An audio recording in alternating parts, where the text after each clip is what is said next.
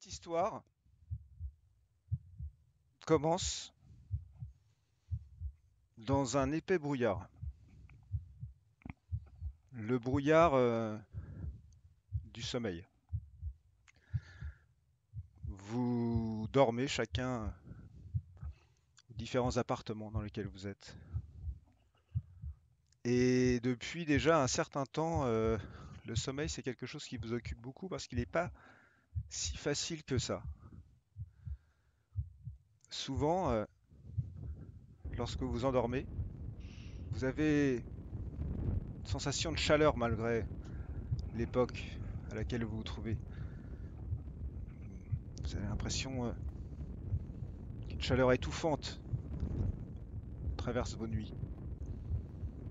Cette chaleur, elle est souvent très forte et ce soir particulièrement. Et lorsque vous êtes finalement endormi, vos rêves, plutôt vos cauchemars je pense, vous amènent dans une pièce. Dans cette pièce, vous y êtes tous. Mais là, pour l'instant, vous ne vous voyez pas et vous ne pouvez pas vous parler. Mais vous êtes tous dans cette pièce.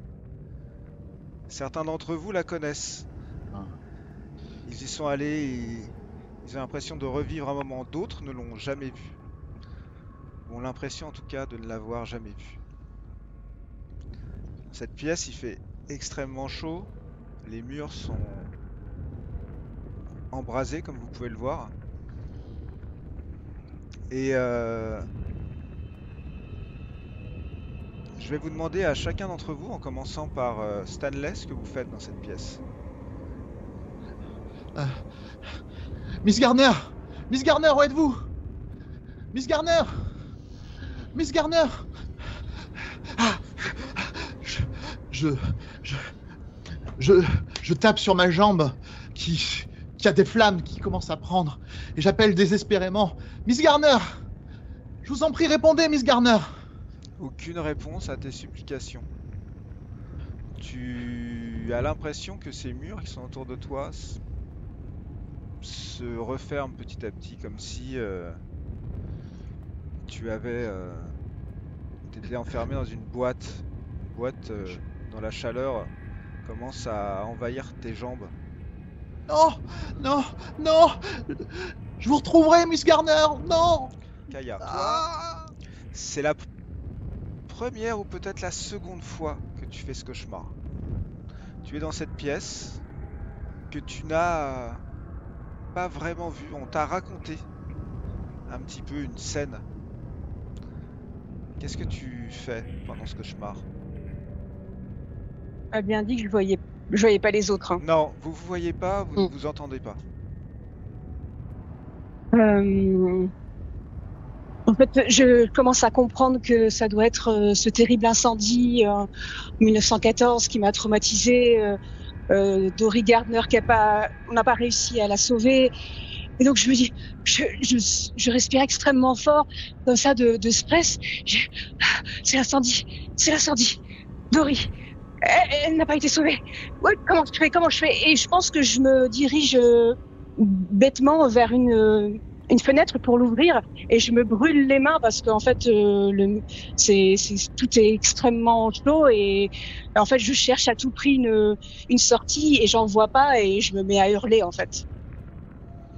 Lorsqu'effectivement tu vas à cette fenêtre, tu sens pas la chaleur sur tes mains, mais tu vois rien à l'extérieur. Comme si avec du feu, comme si le monde entier était en feu autour de cette pièce.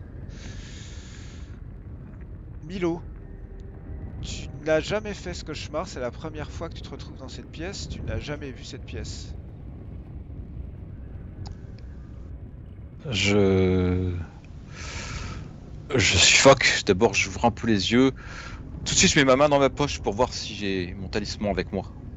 Et j'essaie de comprendre, il y a l'incendie, les flammes, est-ce que je suis ici pour un objet? Je regarde, je balaye les yeux de la pièce. Des yeux, je balaye la pièce pour voir si je vois un objet, un artefact, quelque chose. J'ai l'impression que je n'en vois pas, il n'y a pas de corps, il n'y a rien. Je suis piégé. C'est la malédiction. Euh, C'est pas possible. Je cherche une issue, je m'approche des fenêtres, je regarde à l'extérieur, de la porte si je peux. La fumée, je mets ma main sur mon visage pour essayer de faire attention. Et puis je commence peut-être à prononcer des noms, des mots, des formules que j'ai lues dans les livres pour me protéger. Milo, dans tes pérégrinations à travers la pièce et le fait de chercher un peu à droite à gauche, tu as cru l'espace d'un instant dans les flammes voir un objet. Un médaillon, un pendule, quelque chose dans les flammes. Mais lorsque tu t'es rapproché pour essayer peut-être de le saisir ou en tout cas de l'observer, il a comme disparu dans ces flammes. May, tu n'as jamais connu cet endroit et tu n'as jamais fait ce cauchemar. Je panique à la vue du feu, j'essaye de m'écarter le plus possible. Je regarde en même temps ce que c'est que cette maison que je connais pas. Est-ce que je vois quelque chose qui me fait penser à quelqu'un? Est-ce que je vois quelque chose de familier? J'essaye de comprendre pourquoi je suis là. Et face aux flammes, je me précipite vers une fenêtre pour essayer d'en casser une, pour essayer de m'échapper par l'extérieur. Tu veux te jeter dans une fenêtre ou tu veux percuter une fenêtre? Oui. Lorsque tu fais ça, en fait, contrairement à ce que tu redoutes, c'est-à-dire a priori un choc, il se passe en fait rien. Tu rebondis contre cette fenêtre comme si elle était molle. Elle est même pas chaude en fait. Je panique, j'essaye d'aller à une autre fenêtre. Cette fois-ci, je me précipite et puis avec ma dague, j'essaye de casser, de briser la vitre de toutes mes forces. Tu frappes de toutes tes forces, mais cette vitre n'est pas une vitre. Cette vitre a l'air d'être faite de quelque chose d'intangible, d'immatériel. Tu n'arrives pas à la percer. Par contre, tous les quatre, alors que vous avez chacun vos réactions à cette scène, vous commencez à apercevoir, ici, dans ce coin de la pièce, une femme. Elle est assise. Elle vous regarde. Je vais vous la montrer. Vous la voyez? Oui. Oui. Elle vous regarde et elle vous parle, mais vous n'entendez pas ce qu'elle dit. Elle vous regarde, chacun de vous, dans les yeux, et elle a l'air de vous parler comme s'il se passait quelque chose de vraiment important, comme s'il se passait quelque chose, comme si elle essayait de communiquer quelque chose.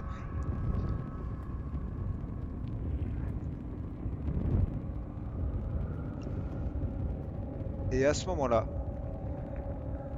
alors que chacun reconnaît ou ne reconnaît pas cette femme,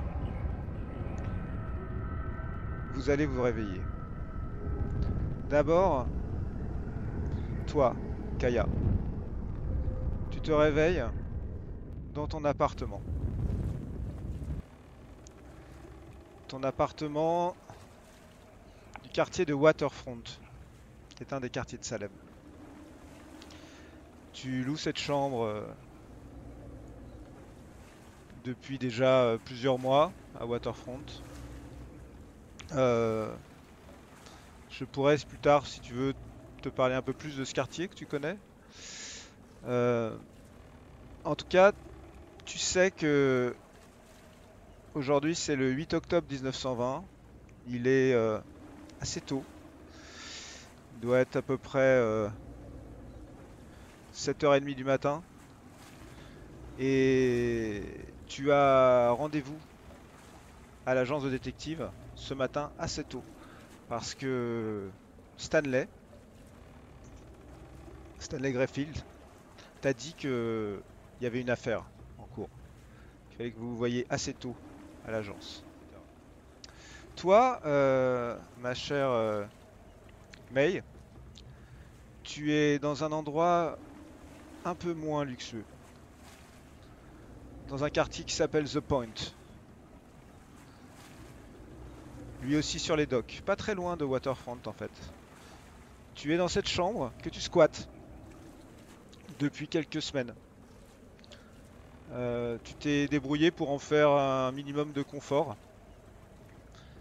Et tu sais, toi aussi, que tu dois retrouver Stanley. Il a été très clair là-dessus, il fallait absolument que vous vous réunissiez ce matin, assez tôt, dans son agence.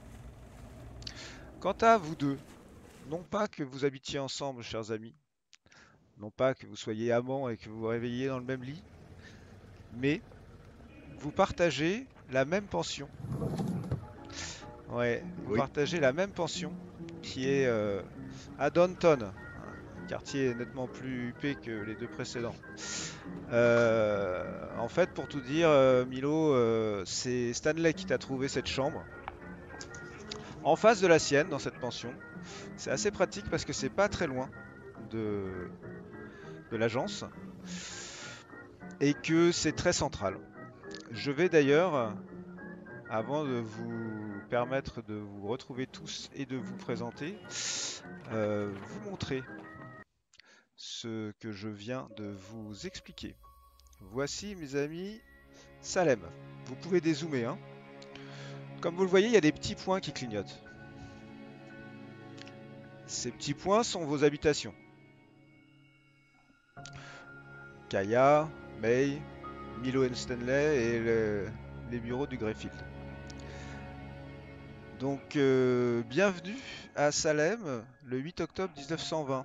Donc Salem, c'est une ville côtière du Massachusetts qui est, je vais vous en dire quelques mots, ce que vous connaissez tous en fait de cette ville.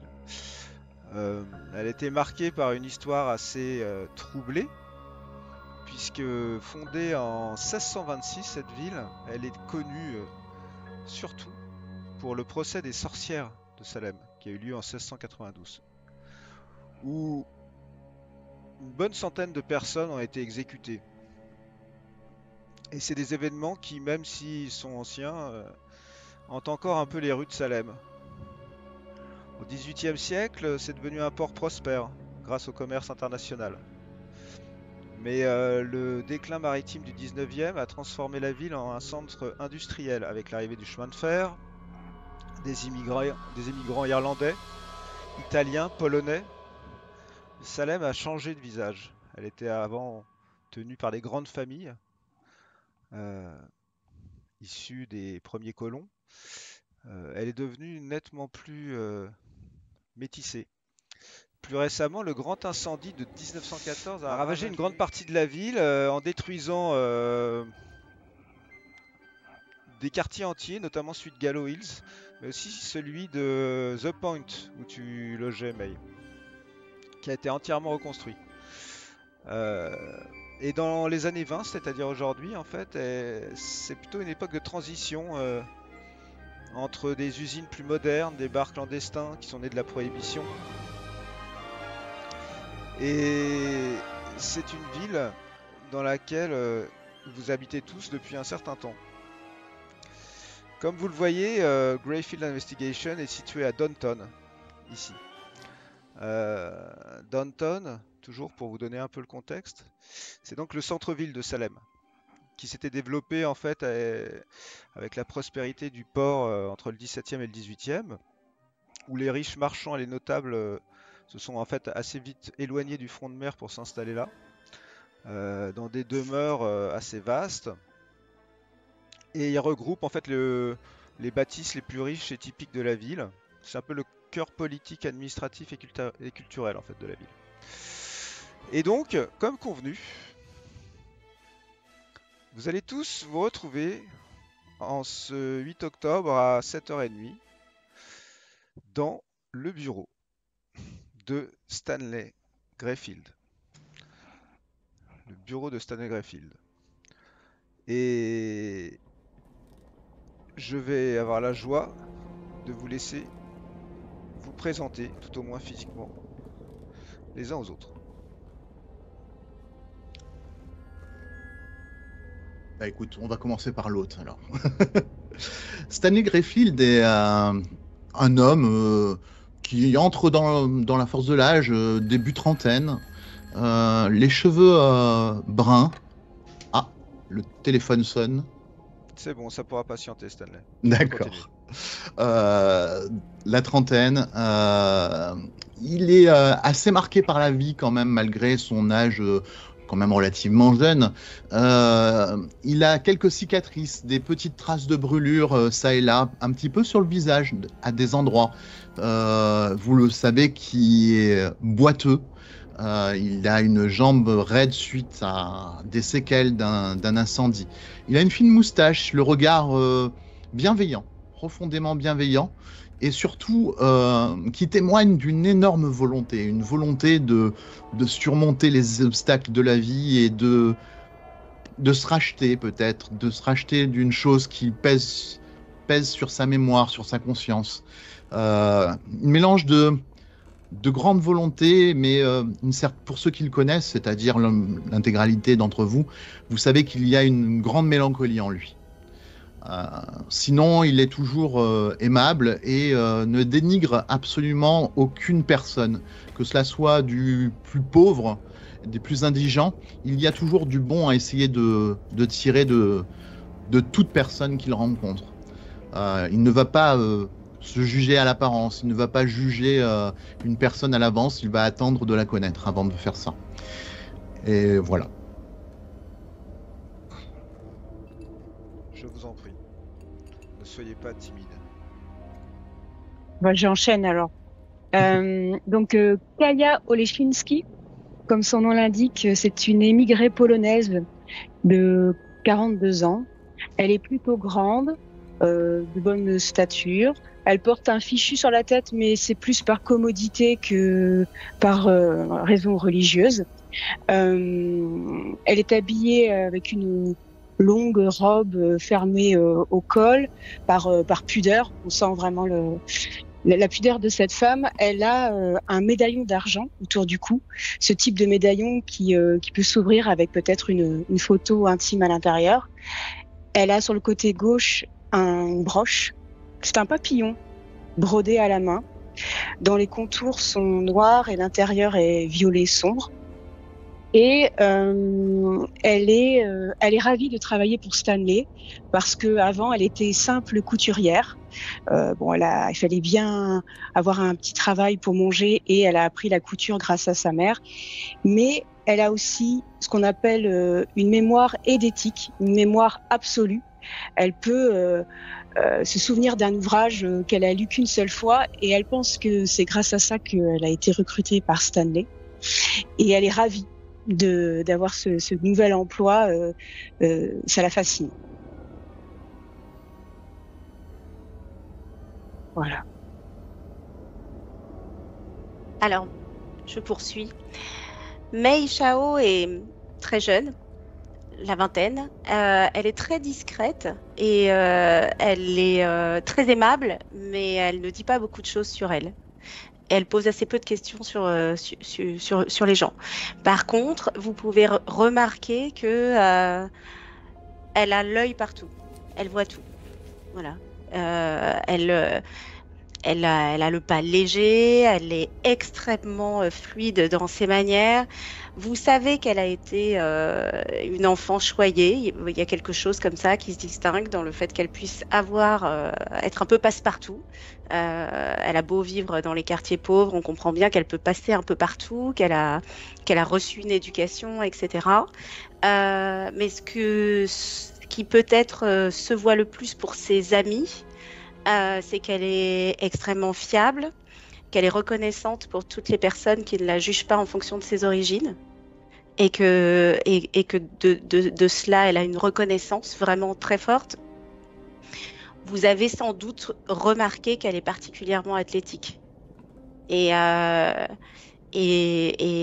voilà qu'elle peut se mouvoir d'une manière assez extraordinaire. Voilà, elle a souvent des objets liés à ses origines. Elle s'en cache pas, mais voilà, elle a un éventail. Elle a des objets comme ça qu'elle transporte avec elle, dont un certain nombre d'outils dont elle peut se servir assez facilement pour eh bien justement pour peut-être rentrer quelque part sans qu'on la voie. Euh, voilà, vous voyez ça, mais elle ne vous le dit pas. Ce que vous pouvez voir en revanche, c'est effectivement aussi une forme de mélancolie, euh, une histoire douloureuse, familiale. Et vous savez aussi qu'elle a ici dans cette ville personne d'autre que vous. Très bien. Moi, je suis Milo Ricci. J'approche la cinquantaine. Je suis habillé comme il faut, assez élégamment. J'ai été éduqué par ma mère italienne qui m'a appris comment m'habiller. Mais mes vêtements sont plutôt passés, un peu élimés, parce que j'en prends pas grand soin.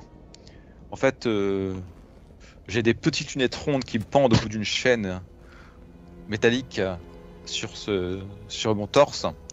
Et j'ai souvent un carnet avec moi dans la main. Vous me connaissez en tant que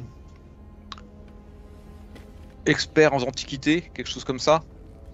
J'ai un goût particulier pour tout ce qui est objet étrange. D'ailleurs, je porte une bague un peu stylisée, étrange au doigt, et d'un naturel plutôt calme, et à prendre des notes, à réfléchir. Je peux devenir d'un seul coup très obsessif, et quand il s'agit de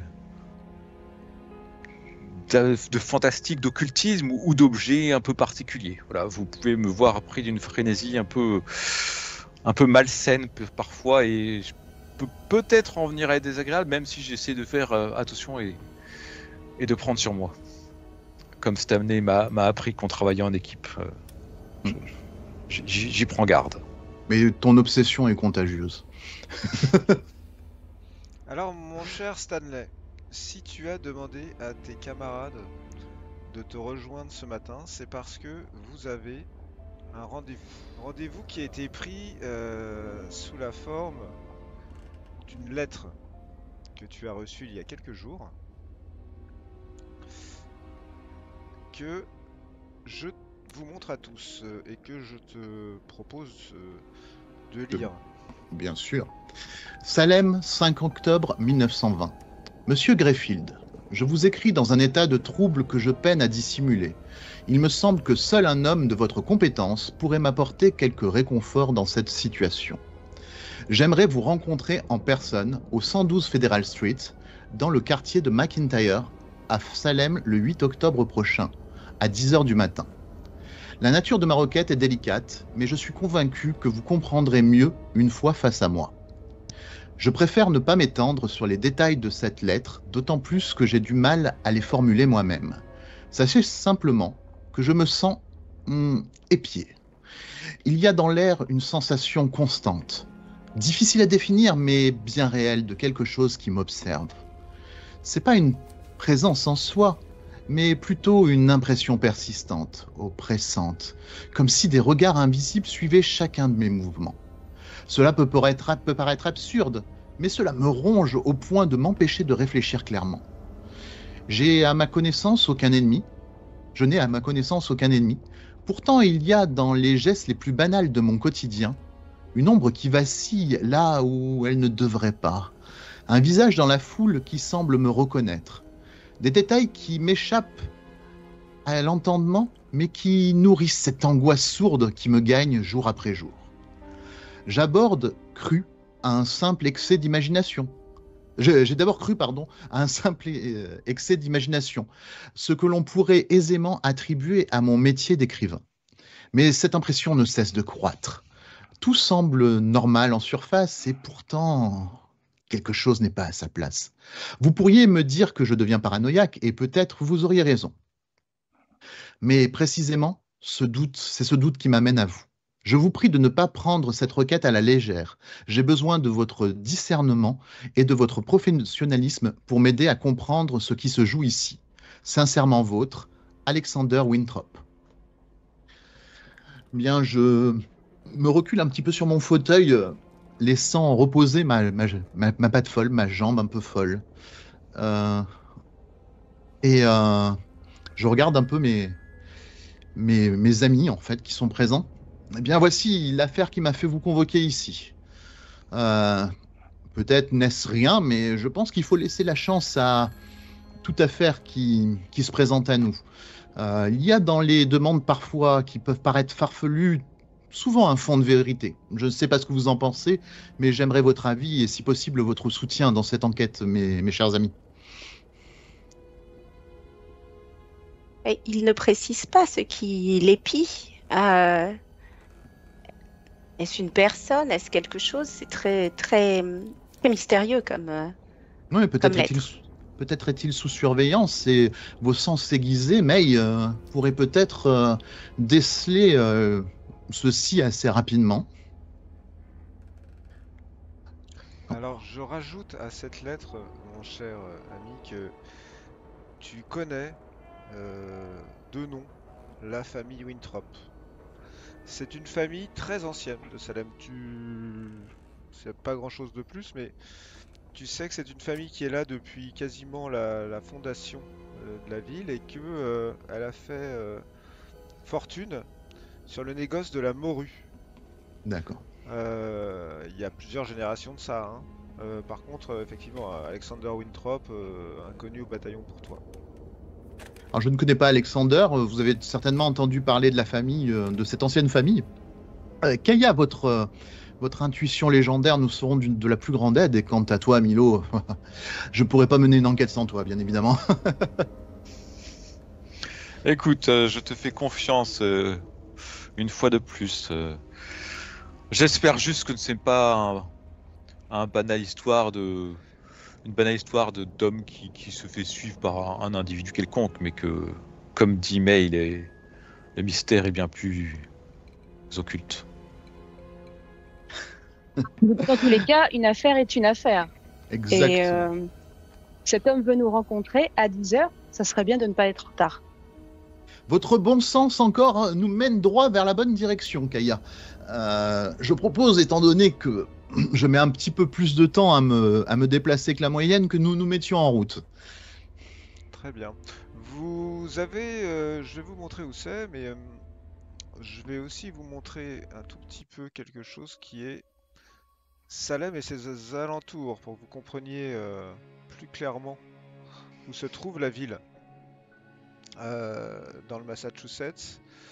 Donc comme vous le voyez, Salem, qui est la ville principale ici, est entourée de différentes villes, Marblehead, Beverly, Denver, Lynn, sont des villes limitrophes. Certains d'entre vous en connaissent déjà, connaissent déjà certaines de ces villes en fait, pour y avoir peut-être vécu à un moment ou un autre. Et à Salem, donc le quartier de McIntyre qui est ici, est effectivement assez proche de Downton. Après, vous n'êtes pas obligé d'y aller à pied, hein. Je vous rappelle que vous avez, enfin en tout cas que toi, mon cher Stanley, tu as un véhicule Ah oui, tout à fait.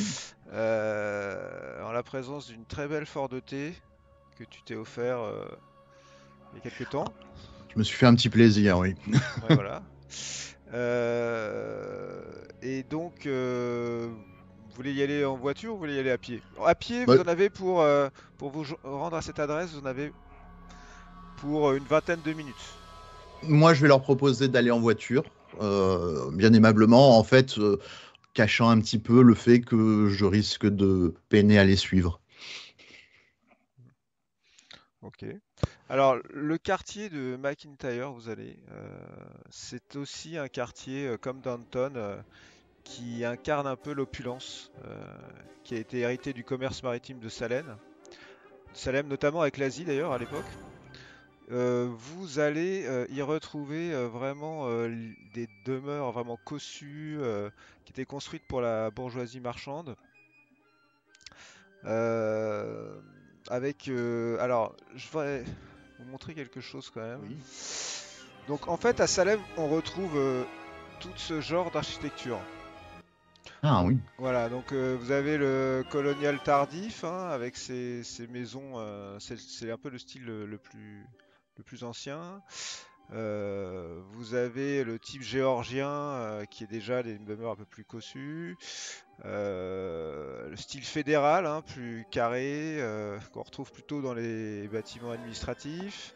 Le style victorien, hein, qui est très répandu dans le Massachusetts. Et euh, plus spécifique à Salem, les Three Deckers. Donc ça, c'est l'ancêtre vraiment des immeubles un peu des clapiers new-yorkais aussi. C'est plutôt des habitations bon marché. Donc par exemple, May et Kaya, vous êtes dans des Three Deckers à Waterfront et à The Point. C'est aussi les habitations les plus récentes.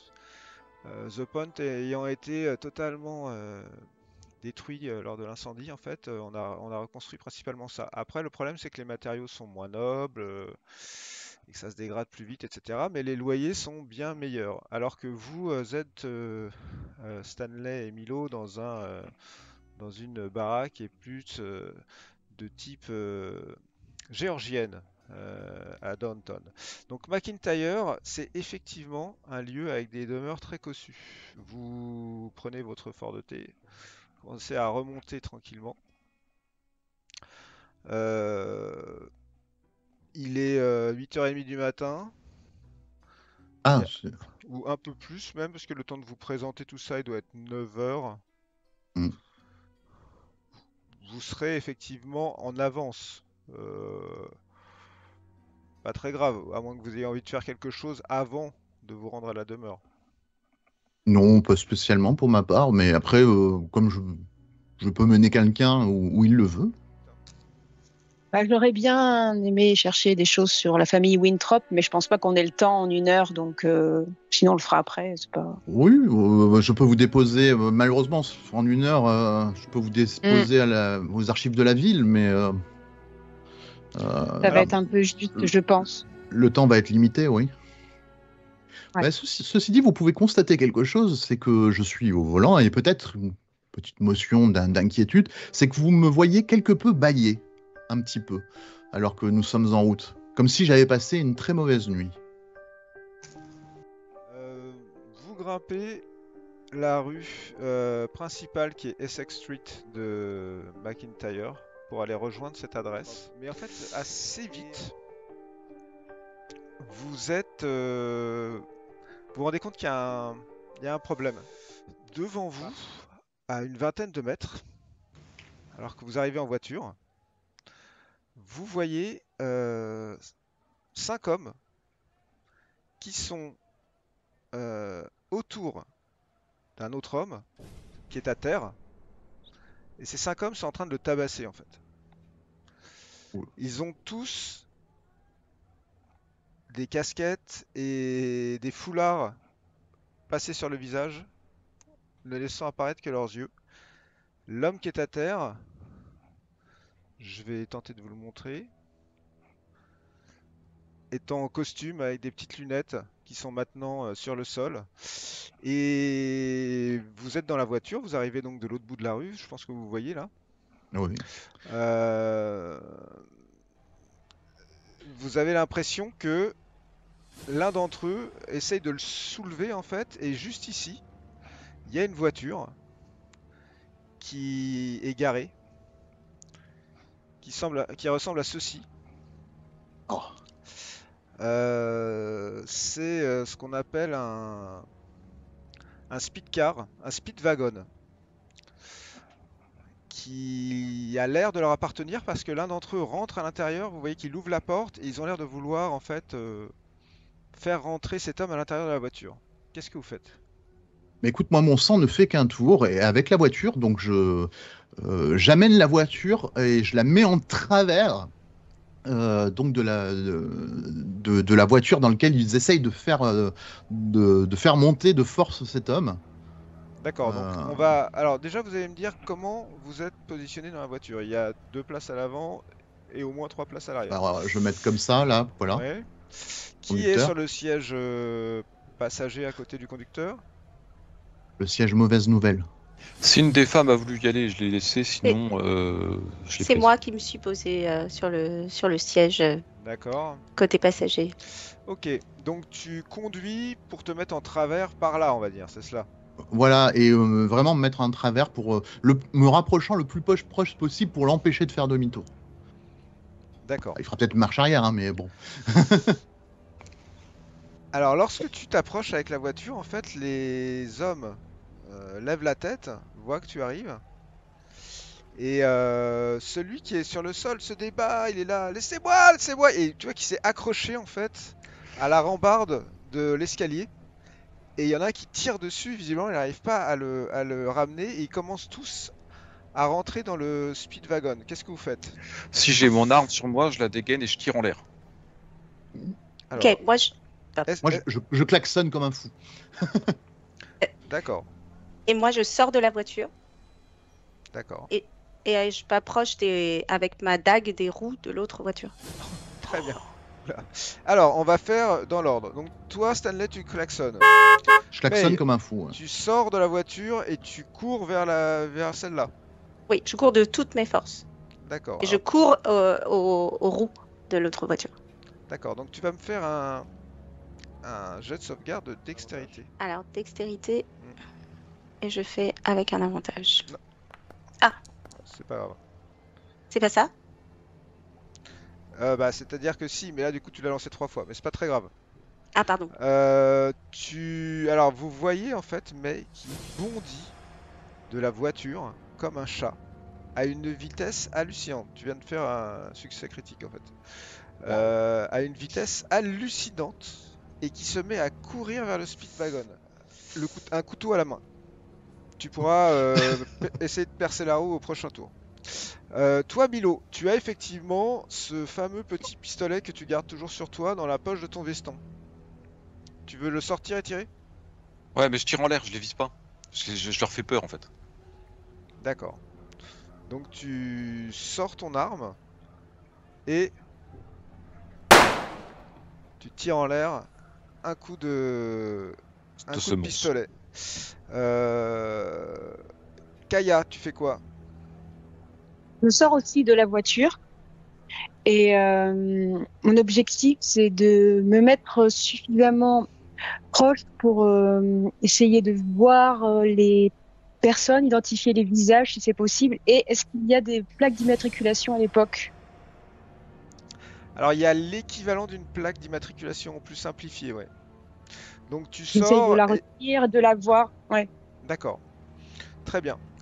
Dans le même temps que vous faites tout ça, le coup de feu, qui est la chose la plus rapide, a pour conséquence que... Et toi tu le vois Stanley, parce que tu es toujours au volant de la voiture et tu klaxonnes en fait. Ouais. Et le klaxon aussi. A pour conséquence que tous les hommes qui avaient l'air de tirer sur ce gentleman le lâchent sur place et commencent à sauter les uns après les autres dans ce speedwagon. Il y en a un qui est un peu, je dirais, en recul par rapport aux autres. Le conducteur du speedwagon part en marche arrière. Bah, je vais pour le coup, je vais le suivre en fait, en essayant de passer proche de May si elle n'arrive pas à l'atteindre avant pour qu'elle puisse monter à bord de la voiture. Un des hommes qui était déjà en fait rentré dans le speedwagon avec le conducteur sort une arme. May, tu es au niveau de la roue et tu vois que le moteur est allumé, que le véhicule est en train de se reculer. Tu veux faire quoi? Essayer de planter ton couteau dans la roue? Oui, je plante mon couteau dans la roue. En fait, la difficulté que tu as là, c'est de percer la roue avec ton couteau. Sachant D'accord. que c'est pas une voiture simple. C'est comme une espèce de petit camion en fait.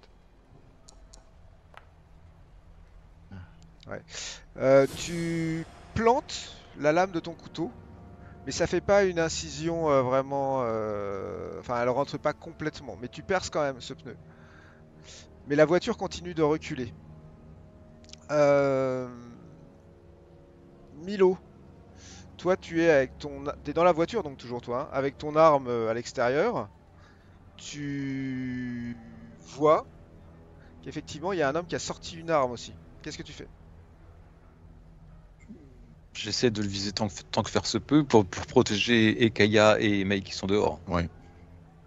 D'accord, donc tu veux tirer ou tu veux juste le tenir en joue? Et c'est quoi son arme? Difficile à dire, t'es pas un spécialiste, il est loin, tu sais pas.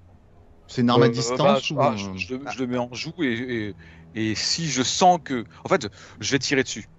Si je sens que je risque pas de blesser, mais quoi, j'essaie quand même de viser un minimum et de... Donc tu gardes ton tir si tu vois qu'il devient... Enfin, si tu vois qu'il va engager une action, Ouais, tu c'est ça. tireras, c'est ça? Ouais, c'est ça. Stanley, tu voulais faire quoi? Tu voulais Bah, moi, avancer avec la voiture? je me rapproche en fait et je vais essayer de longer en fait par le, tu vois, par le trottoir, on va dire, par là, pour un peu couvrir de la voiture Kaya, qu'elle ne puisse pas être prise pour cible ou vraiment très faiblement sur l'arme. Et sinon, bah, mon but, ça sera d'accélérer vers la voiture. Je vais pas laisser ces gens s'enfuir. Et j'essaye de crier à Kaya, Kaya, allez voir si cet homme va bien. Alors Kaya, toi, Je tu peux t'es faire. arrêté. Tu t'es arrêté pour observer. Tu as vu plusieurs choses. D'abord, tu as vu que effectivement, il y a écrit quelque chose sur la voiture. Il y a écrit REO. REO sur la plaque à l'avant de la voiture. Et c'est un modèle de Speedwagon. Tu as vu autre chose. Tu as vu que le gars qui était en fait le dernier à sauter dans la voiture, visiblement avait dans les mains un gros paquet de documents, en fait. Et en partant, tu as vu qu'il a fait tomber le paquet de documents, qu'il les a rattrapés à la va-vite. Et tu as vu aussi que visiblement il n'a pas tout ramassé. L'autre qui est au sol a l'air KO. Il bouge encore, mais il est tout groggy, il n'y arrive pas à se relever, etc. Tous ces hommes sont dans la voiture et la voiture est en train de partir assez rapidement en marche arrière. Ce qui veut dire que Mei et Kaya qui est à l'extérieur, vous allez me dire ce que vous faites parce que là vous avez la voiture de Stanley qui est en train d'accélérer, surtout toi Mei, qui est derrière toi en fait. À l'intérieur il y a Milo et Stanley. L'autre voiture est déjà 10 mètres plus bas dans la rue. Est-ce que je peux faire un déplacement et une action? Alors, il faut que tu m'expliques d'abord ce que tu veux faire. Je voudrais me déplacer, me mettre à l'écart Oui. et en même temps, et une fois que je suis à l'écart, lancer un couteau de lancer sur le conducteur. Alors, ça va être extrêmement difficile, tu en as conscience? Oui. D'accord. Très bien. Donc tu peux courir là à l'écart sur la rue sans problème. Et tu peux me faire un jet de dextérité désavantagé. Désavantagé. Donc ton arme, ton couteau en fait. Alors vous voyez Stanley, tu passes en voiture et tu vois Mei qui s'est jetée sur la rue et qui a sorti de quelque part, enfin non, puisqu'elle le tenait à la main, et qui lance son couteau, qui rebondit en fait sur le pare-brise avant de la voiture et qui tombe sur le sol. Tous les deux, vous êtes en train de prendre en fait en poursuite une voiture qui pour l'instant est en marche arrière. Et la voiture recule toujours en marche arrière. Oui, qu'elle fait des déambulations parce qu'il y a heureusement pas trop, enfin heureusement, malheureusement, heureusement, je sais pas trop de circulation. Par contre, le gars qui était à la fenêtre sort et tire. Donc toi, si tu veux, tu pourras tirer aussi en même temps que lui, Milo. Donc je peux te laisser faire un jet de dextérité, cher Milo. Pour essayer de voir si tu touches. Et tu vas me dire avant sur quoi tu tires en fait. Sur...